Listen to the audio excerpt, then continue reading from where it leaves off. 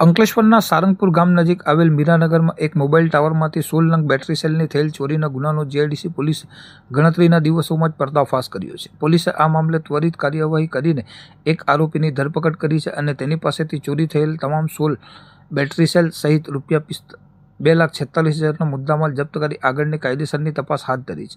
આ ઘટનાની વિગત એવી છે કે અંકલેશ્વર રાજપીપળા રોડ પર મીરાનગર સ્થિત દુર્ગામાતા મંદિરની પાછળ આવેલ એક મોબાઈલ ટાવરના કેબિનેટનું તાળું તોડીને કોઈ અજાણ્યા શખ્સે ₹96,000ની કિંમતના 16 નંગ બેટરી સેલની ચોરીને અંજામ આપ્યો હતો। આ અંગે મોબાઈલ ટાવરના સત્તાવાળાઓ દ્વારા ફરિયાદ નોંધાવવામાં આવતા જીઆઈડીસી પોલીસે ચોરીનો ગુનો નોંધી તસ્કરોને પકડી પાડવા ચક્રો ગતિમાન કર્યા હતા। દરમિયાન પોલીસને એક ચોક્કસ બાતમી મળી હતી કે ચોરીનો આ મુદ્દામાલ એક 3 વ્હીલર ટેમ્પોમાં ભરીને ક્યાંક લઈ જવામાં આવી રહ્યો છે।